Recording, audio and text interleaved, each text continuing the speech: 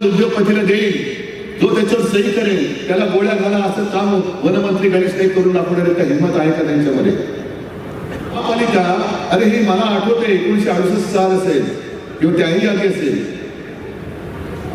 मी लहान होतो तेव्हा.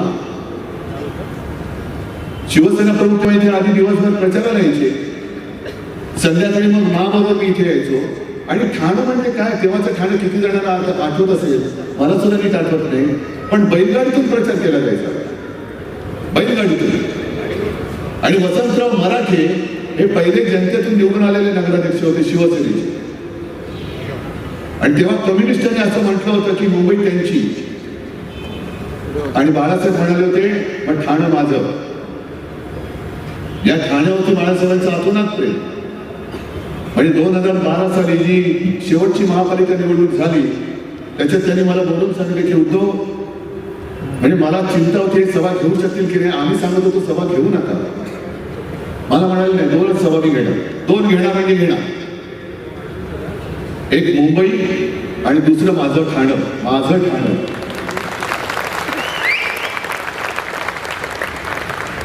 हे एवढं प्रेम बाळासाहेबांचं तुमच्यावरती. आणि मला आजही आठवतंय, आता आज ह्याची जी काय होल्डिंग लागली,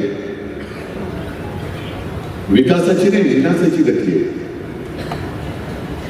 आणि विकासाची नाही विकासकाची गती आहे.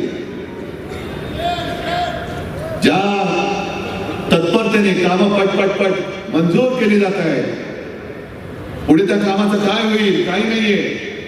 उद्या प्रदूषण होत आहे. अगदी तुम्हाला खेटून असलेल्या मुलुंडमध्ये मेट्रोच्या कामाची पाहणी करायला भाजपचे आमदार गेले होते विहिरीकोटेच्या. आणि त्यांनी पाहिल्यानंतर ही पेपरमध्ये आलेली बातमी आहे, 100 ठिकाणी वायू प्रदूषणाची जी काही मानकं असतात किंवा काही नियम असतात त्याचं उल्लंघन विकासकांनी केलेले आहे, कॉन्ट्रॅक्टरनी केलेले. काय झालं पुढे? देवेंद्र फडणवीसांना मला विचारतात, देवेंद्र फडणवीसांना मुंबईतलं काय कळतं का? म्हटलं अजिबात कळत नाही. किंबहुना मी असं म्हणेन की भाजप आणि प्रशासन याचा काही मात्र संबंध नाही. कारण मुंबई ठाण्याचं जर काही विल्हेवाट काढली, हे जातील पैसे कमवून. तर हे ठाण्यातले गद्दार, इकडे आनंद दिघे बोलले होते गद्दारांना क्षमा नाही. हे जातील निघून 5 स्टार शेतामध्ये हेलिकॉप्टर घेऊन.